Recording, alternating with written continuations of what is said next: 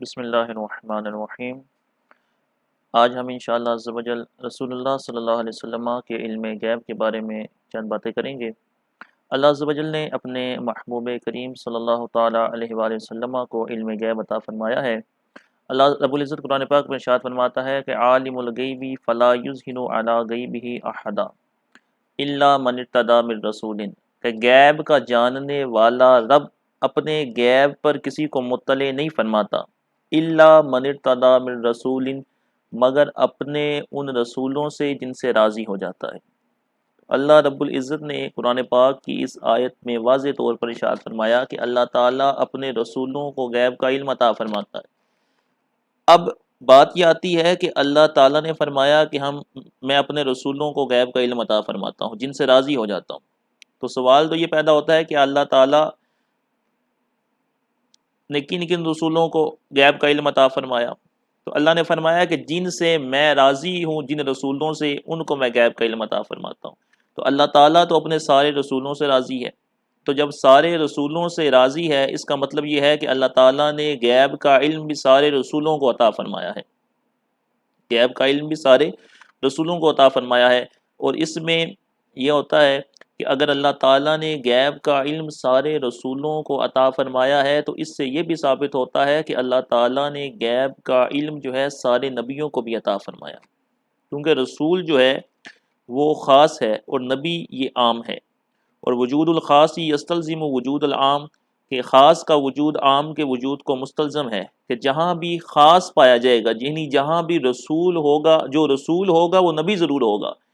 لیکن جو نبی ہو ضروری نہیں کہ وہ رسول بھی ہو۔ اس لیے اللہ تعالیٰ نے اس جو اشتباہ ہے اسی کا رد فرما دیا کہ کوئی یہ نہ کہے کہ رسولوں کو غیب عطا فرمایا ہے، نبیوں کو عطا نہیں کیا۔ تو اللہ تعالیٰ نے الا من ارتضی من رسول کہہ کر یہ بیان فرما دیا کہ میں نے اپنے رسولوں کو غیب کا علم عطا فرمایا ہے، یعنی میں نے اپنے رسولوں کو غیب کا علم عطا فرمایا، یعنی میں نے اپنے نبیوں کو بھی غیب کا علم عطا فرمایا، کیونکہ ہر رسول نبی ضرور ہوتا ہے لیکن ہر نبی جو ہے رسول نہیں ہوتا۔ اس کو منطق پہ کہتے ہیں نسبت عموم خصوص مطلق، یعنی ہر رسول نبی ضرور ہے لیکن ہر نبی رسول نہیں ہے۔ اب اس آیت کے اندر واضح طور پر اللہ رب العزت نے علم غیب کے بارے میں بتایا کہ اللہ رب العزت نے علم غیب جو ہے اپنے انبیاء کو عطا فرمایا ہے۔ قرآن پاک کی ایک اور آیت مبارکہ لے لیں۔ اللہ رب العزت ارشاد فرماتا ہے کہ وما کان اللہ لیطلعکم علی الغیب ولکن اللہ یجتبی من رسلہ من یشاء، کہ اے لوگو تمہاری یہ شان نہیں ہے کہ اللہ تعالیٰ اپنے غیب پر تمہیں مطلع فرما دے، ولیکن اللہ یجتبی من رسلہ من یشاء، لیکن اللہ تعالیٰ چن لیتا ہے اپنے رسولوں میں سے جنہیں چاہتا ہے۔ یہاں بھی رسول کا تذکرہ فرمایا، تو اس کا مطلب یہ ہے کہ اللہ نے اس بات کا رد فرما دیا کہ اللہ تعالیٰ عام مومنین کو غیب عطا نہیں فرماتا، لیکن اپنے چنے ہوئے رسولوں کو جو ہے وہ غیب کا علم عطا فرماتا ہے۔ اب غیب ہے کیا، اس کا معنی کیا ہے، اس کا مفہوم کیا ہے؟ امام بیضاوی رحمۃ اللہ تعالیٰ علیہ نے تفسیر بیضاوی میں غیب، لفظ غیب کا معنی یہ بیان فرمایا کہ والغیب ما غاب عن الحاسی، کہ غیب وہ ہے جس کا ادراک حواس خمسہ سے ممکن نہ ہو، جو انسان کے 5 سینسز ہیں ان کے ذریعے سے جس چیز کا ادراک ممکن نہ ہو اسے غیب کہا جاتا ہے، اور عقل بھی بداہتاً اس کو نہ جان سکے، عقل بھی بداہتاً جو ہے اس کو نہ جان سکے، اس کو کہتے ہیں غیب۔ جیسا کہ کسی شخص کا آنے والے کل کے بارے میں کوئی خبر دے دینا، مستقبل کے بارے میں کوئی خبر دے دینا، جیسا کہ اللہ کے محبوب علیہ السلام نے قیامت کی جو بھی نشانیاں بیان فرمائی ہیں، قرب قیامت میں جو حضور نے نشانیاں بیان فرمائی ہیں کہ یہ ہوگا،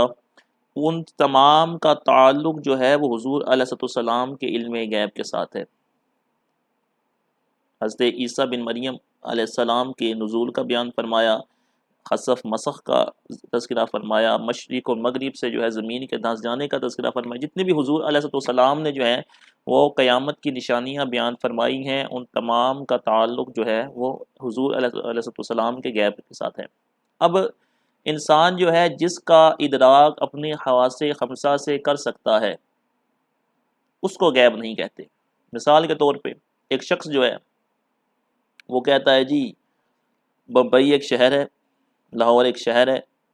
کراچی ایک شہر ہے، کراچی شہر کے اندر جو ہے وہ فیضان مدینہ ہے، عالمی مدنی مرکز ہے، لاہور میں جو ہے داتا صاحب علیہ رحمہ کا مزار ہے۔ اب ہو سکتا ہے کہ وہ کبھی لاہور نہ گیا ہو، کبھی کراچی نہ گیا ہو، لیکن وہ یہ سب کچھ بتا رہا ہے، لیکن اس کا یہ بتانا غیب نہیں ہے، کیونکہ غیب اس کو کہتے ہیں جس کا حواس خمسہ سے ادراک ممکن نہ ہو، کہ یہاں تو وہ خود دیکھ کے آیا ہے لاہور میں داتا کی نگری ہے، یا وہ خود کراچی میں دیکھ کے آیا ہے کہ وہاں فیضان مدینہ ہے، یا کسی سے سنا ہے اس نے اور سن کے وہ بتا رہا ہے کہ وہاں جو ہے یہ ایسے معاملات ہیں۔ تو یہ یا تو آنکھ سے دیکھا ہوا بھی غیب نہیں ہوگا، کان سے سنا ہوا غیب بھی نہیں ہوگا، بلکہ غیب کا تعلق اس کے ساتھ ہوگا جس کو آپ اپنے خواص خمسہ کے ذریعے جو ہے جان نہ سکیں۔ ٹھیک ہے، آنے والے کل کی خبر دے دینا کہ کل یہ واقعہ پیش آئے گا، جیسے حضور علیہ السلام نے جو ہے خبریں ارشاد فرمائی، ان تمام کا تعلق حضور کے غیب کے ساتھ ہے۔ اب اللہ رب العزت فرماتا ہے کہ عام لوگوں کی یہ شان نہیں کہ اللہ تعالیٰ ان کو غیب پر مطلع فرمائے، لیکن اللہ تعالیٰ اپنے نبیوں میں سے جسے چاہتا ہے چن لیتا ہے غیب کے لیے۔ اس کا مطلب یہ ہے کہ اللہ رب العزت نے اپنے انبیاء کو علم غیب عطا فرمایا ہے۔ اب بعض حضرات اس میں بڑا لے دے کے کرتے ہیں کہ اپنی طرف سے تعریف جو ہے وہ غیب کی گھڑ لی اور اپنی طرف سے گھڑی ہوئی تعریفیں پیش کریں گے، جیسے کہیں گے جی غیب وہ ہوتا ہے کہ غیب وہ ہوتا ہے جو دیا نہ جائے، جو عطا نہ کیا جائے، جو دے دیا جائے وہ غیب نہیں ہوتا۔ اب 1400 سال کے اندر جو ہے غیب کی یہ تعریف کہ جو دیا جائے وہ غیب نہیں ہوتا، غیب وہ ہوتا ہے جو نہ دیا جائے، یہ کسی نے آج تک نہیں کی، بلکہ غیب کا تعلق جو ہے غیب ہوتا ہی وہ ہے جو دیا جاتا ہے۔ اور ہمارا جو عقیدہ ہے وہ حضور علیہ السلام کے بارے میں یہ ہے کہ اللہ تعالیٰ نے اپنے محبوب صلی اللہ علیہ وسلم کو علم غیب عطا فرمایا ہے۔ اللہ تعالیٰ کا جو علم غیب ہے وہ ذاتی ہے، اور رسول اللہ صلی اللہ علیہ وسلم کا علم غیب عطائی ہے۔ اللہ تعالیٰ کا علم جو ہے وہ مستقل ہے، رسول اللہ صلی اللہ علیہ وسلم کا علم مبارک غیر مستقل ہے۔ وہ اللہ تعالیٰ کا جو علم ہے وہ اس کی صفت ہے، اور اس کی جو صفات ہیں وہ جو ہیں وہ غیر مخلوق ہیں اور غیر فانی ہے اور غیر محدود ہے، اس کا جو علم ہے وہ غیر محدود ہے۔ رسول اللہ صلی اللہ علیہ وسلم کا علم مبارک محدود ہے، غیر مستقل ہے اور مخلوق ہے۔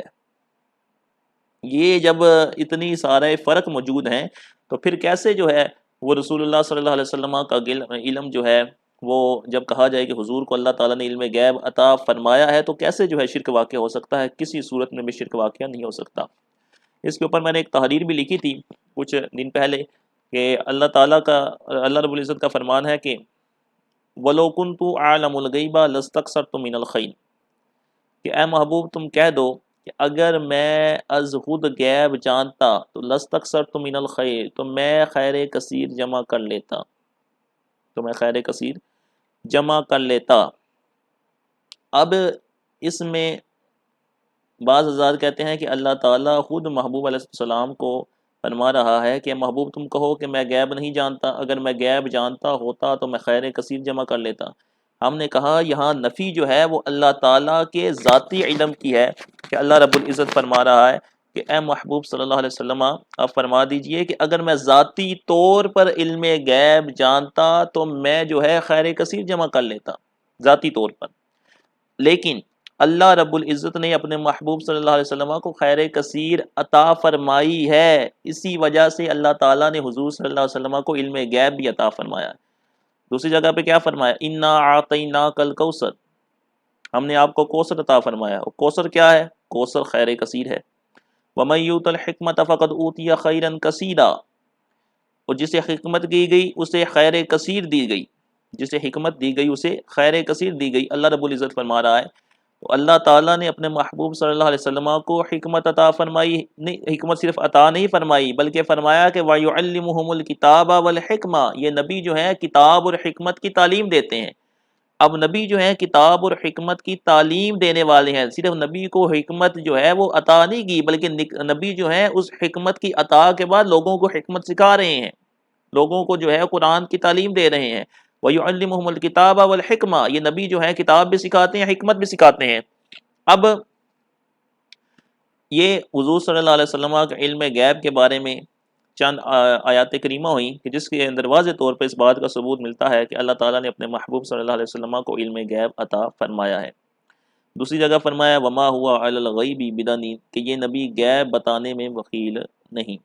اس آیت مبارکہ سے بھی واضح طور پر رسول اللہ صلی اللہ علیہ وسلم کا علم غیب ثابت ہو رہا ہے۔ اور میں نے جو یہ تفریق بیان فرما دی کہ اللہ تعالیٰ کا جو علم ہے وہ ذاتی ہے، حضور صلی اللہ علیہ وسلم کا علم جو ہے وہ عطائی ہے۔ اس ذاتی اور عطائی کی تفریق کے ساتھ جو ہے وہ کبھی بھی شرک واقعہ نہیں ہو سکتا۔ ایسا نہیں ہو سکتا کہ اللہ تعالیٰ کے لیے آپ علم غیب مانیں اور وہی اور علم غیب جو ہے وہ حضور صلی اللہ علیہ وسلم کے لیے مانیں تو وہ شرک لازم آ جاتا ہے، جب اتنی بڑی تفریق موجود ہے کہ اللہ کا علم ذاتی ہے اور اللہ تعالیٰ کی عطا سے جو ہے وہ اللہ تعالیٰ نے اپنے محبوب صلی اللہ علیہ وسلم کو علم غیب عطا فرمایا ہے، اور حضور صلی اللہ علیہ وسلم کا علم غیب عطائی ہے۔ اور شرک تو اس وقت لازم آئے گا جب حضور کے لیے بھی وہی علم مانے جو اللہ کے لیے مان رہے ہیں، اور جب حضور کے لیے وہ نہیں مانا جو اللہ کے لیے مان رہے ہیں تو پھر شرک کیسے لازم آ سکتا ہے؟ جو اللہ کے لیے، جو اللہ کے پاس جو علم ہے وہ اگر حضور کے لیے مانے تو شرک لازم آتا ہے، اور حضور کے پاس جو ہے وہ اللہ کے لیے مانے تو شرک لازم آتا ہے۔ حضور صلی اللہ علیہ وسلم کا علم غیب عطائی ہے، اگر یہ علم غیب عطائی جو ہے یہ اللہ رب العزت کے لیے مان لیں کہ اس کے پاس بھی علم غیب عطائی ہے تو یہ شرک لازم آئے گا، کیونکہ اس کو کچھ ہے کوئی عطا کرنے والا نہیں ہے، وہ اپنی ذات میں مستقل ہے، وہ ذات جو ہے غیر محدود ہے، وہ غیر فانی ذات ہے، اس کو کوئی کچھ عطا نہیں کر سکتا، وہ اپنی مخلوق کو عطا کرتا ہے۔ تو یہ چند آیات کریمہ تھیں جن سے یہ ثابت ہوتا ہے کہ اللہ تعالیٰ نے، اللہ رب العزت نے اپنے پیارے محبوب صلی اللہ علیہ وسلم کو علم غیب عطا فرمایا ہے۔ اب حضور صلی اللہ علیہ وسلم کا اہل سنت کا عقیدہ یہ ہے کہ حضور صلی اللہ علیہ وسلم کا علم مبارک جو ہے وہ تدریجی ہے، کہ بتدریج اللہ تعالیٰ نے حضور صلی اللہ علیہ وسلم کو علم غیب عطا فرمایا ہے، کہ جیسے جیسے قرآن نازل ہوتا گیا رسول اللہ صلی اللہ علیہ وسلم کو اللہ کو علم غیب بھی علم جو ہے علم غیب بھی اللہ تعالیٰ اللہ رب العزت عطا فرماتا گیا، اور جب قرآن مکمل ہو گیا تو حضور صلی اللہ علیہ وسلم کا علم مبارک بھی کامل مکمل ہو گیا۔ ٹھیک ہے، اب اس میں سیدی اعلیٰ حضرت رحمۃ اللہ تعالیٰ علیہ نے وہ 4 قاعدے جو ہیں وہ بیان فرمائے ہیں کہ علم غیب کا منکر جو ہے وہ جب آیت کوئی پیش کرے علم غیب کے رد کے اوپر، تو جو آیت کریمہ پیش کرے وہ آیت جو ہے وہ قطعی الدلالہ ہونی چاہیے، کہ اگر کوئی ایسی آیت پیش کر رہا ہے جس سے یہ ثابت کر رہا ہے کہ معاذ اللہ اللہ نے جو ہے علم غیب عطا نہیں کیا نبی کو، تو وہ آیت ایسی پیش کرے جو قطعی الدلالہ ہو، کہ جس کی اپنے معنی پر دلالت بھی قطعی ہو، جیسا کہ